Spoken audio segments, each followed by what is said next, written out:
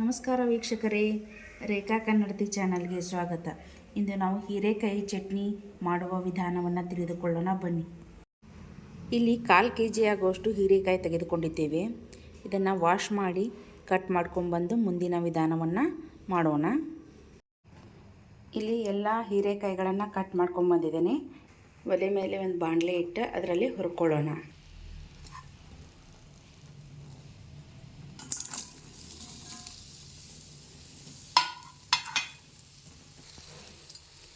ಇದಕ್ಕೆ 1 ಸ್ಪೂನ್ ಆಗುವಷ್ಟು ಎಣ್ಣೆಯನ್ನು ಸೇರಿಸ್ಕೊತಾ ಇದ್ದೀನಿ ನಾನಿಲ್ಲಿ.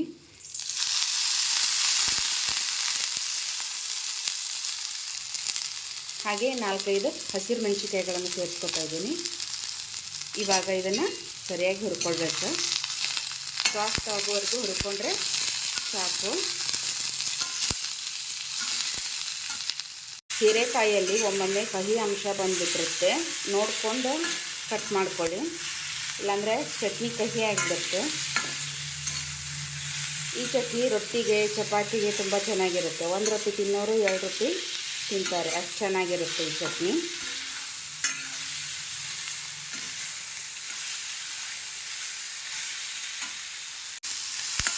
ಇಷ್ಟು ಕಲರ್ ಚೇಂಜ್ ಆದರೆ ಸಾಕು, ಜಾಸ್ತಿ ಏನು ಬೇಡ. ಗ್ಯಾಸ್ ಆಫ್ ಮಾಡ್ಕೊಂಬಿಡೋಣ. ಇದು ತಣ್ಣಗಾದ್ಮೇಲೆ ಮಿಕ್ಸಿ ಮಾಡ್ಕೊಳ್ಳೋಣ. 1/2 ಸ್ಪೂನ್ ಆಗೋಷ್ಟು ಜೀರಿಗೆ ಹಾಕ್ಕೋತಾ ಇದ್ದೀನಿ.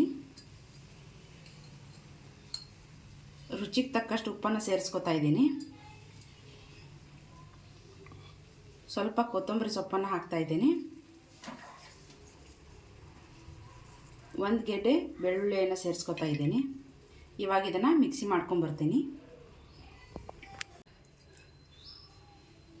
ಚಟ್ನಿನ ಇಷ್ಟು ತರಿಯಾಗಿ ರುಬ್ಕೊಳ್ಳಿ. ತೀರಾ ಸಣ್ಣಕ್ಕೆ ರುಬ್ಕೊಂಡ್ರೆ ಚೆನ್ನಾಗಿ ಬರಲ್ಲ ಟೇಸ್ಟ್. ಈ ಥರ ತರಿಯಾಗಿ ರುಬ್ಕೊಳ್ಳಿ.